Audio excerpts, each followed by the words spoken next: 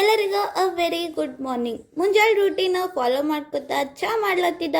ನಮ್ಮ baby pregnant ಅದ, so ಅದಕ್ಕೊಂದು ಸ್ವಲ್ಪ ಚಂದ ಅನಿಸ್ಬೇಕತ್ತ ನಾ ಅದ್ರ ಹೊಟ್ಟೆ ಮೇಲೆ ಕೈ ಆಡ್ಸತ್ತಾರ, ಅದ್ರೆ ನಂಗೆ ಉಲ್ಟಾ ಬದಿಲತ್ತಿತ್ತು. ನಮ್ಮ ಬೇಬಿಲಿತ್ತು ಇಷ್ಟು ರಂಗೋಲಿ ಹಾಕಕ್ ಬಂದಿದ್ದ. ಕರಿ ಹಾಕೋ ರಂಗೋಲಿನೂ ಅಲ್ಲತ್ತದ ನನಗೆ, ನೀ ಹಾಕ್ಬೇಡಪ್ಪ ಇವತ್ತ, ನಂಗೆ ಬಿಟ್ಟು ಬಿಡು ಅಂತ. ಶೇಪೇ ಕರೆಕ್ಟ್ ಬರಲಾಗ್ಯದ.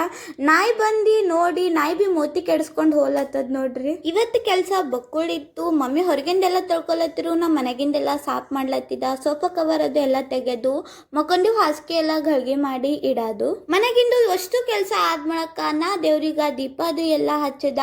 ಮಮ್ಮಿ ಅಡ್ಗೆ ಮಾಡ್ಲತ್ತಿರು, ಖರೆ ಮಮ್ಮಿಂದು ಕೈ ಸುಟ್ಟಿತ್ತು. ಮಮ್ಮಿರೇ ಅಡ್ಗೆ ಮಾಡೋಕ್ಕಾಗಲ್ಲ, ಸೊ ಇವತ್ತಿಂದ ಅಡ್ಗೆ ನಾ ಮಾಡ್ಲತ್ತೀನಿ. ಊಟಕ್ಕೆ ಏನ್ ಸ್ಪೆಷಲ್ ಅಂದ್ರೆ ಆಲೂ ಬಾತ್. ನಂಗೆ ಆಲೂ ಬಾತ್ ಕಿಂತ ಚಂದ ಏನೂ ಬರಲ್ಲ. ಪಲ್ಯ ಚಪಾತಿ ಬರ್ತದ, ಖರೆ ಇಷ್ಟು ಗರ್ಮಿ ಅದ ಕಿಚನ್ದಾಗ ಬಳೋತ ನಿಂದಿರ್ಲಕ್ರೆ ಆಗಲ್ಲ ನನಗ. ಆಲೂ ಬಾತ್ ಒಂದ್ ಅರ್ಧ ಗಂಟೆನಾಗ ಆಗ್ಬಿಡ್ತದ. ಒಂದ್ ಸೈಡ್ ನ ಆಲೂ ಬಾತ್ ಮಾಡ್ಲತ್ತಿದ, ಇನ್ನೊಂದ್ ಸೈಡ್ ಅಂದ್ರ ಮುಂಜಾನೆ ಓದಿದ್ದು ಚಪಾತಿ ಹಿಟ್ಟಿದಿತ್ತು. ಮಮ್ಮಿ ಅದ್ರಲ್ಲಿತ್ತು ಚಕೋಲಿ ಮಾಡ್ಲತ್ತಿಳು. ಫೈನಲಿ ನಮ್ದು ಆಲೂ ಬಾತ್ ರೆಡಿ ಆಗಿದೆ. ಫಸ್ಟ್ ನಾ ಆಲೂ ಬಾತೆ ಉಂಡಿನಿ. ಆಲೂ ಬಾತ್ ಭಾಳ ಟೇಸ್ಟ್ ಆಗಿತ್ತು. ಇಲ್ಲಿ ನೋಡಿ ನಮ್ಮ ಬೇಬಿಗಳು ಎಷ್ಟು ಚಂದ ಮಕ್ಕೊಂಡಾವ. ಸಂಜೆ ಕಡೆಗ ನಾವೆಲ್ಲರೂ ಆಟ ಆಡೋ ಟೈಮಿಗ ಬಾಲ್ ಹೋಗಿ ಗಟರ್ನಾಗ ಬಿದ್ದಿತ್ತು. ಇವತ್ತಿನ ವಿಡಿಯೋ ಇಷ್ಟೇ ಗಾಯ್ಸ್. ಗರ್ಮಿ ಭಾಳ ನಡ್ತಿದ, ನಾವೆಲ್ಲರೂ ಎ ಸಿ ರೂಮ್ದಾಗ ಮಕ್ಕೊಲತ್ತಿದ್ದೆವು. Good night.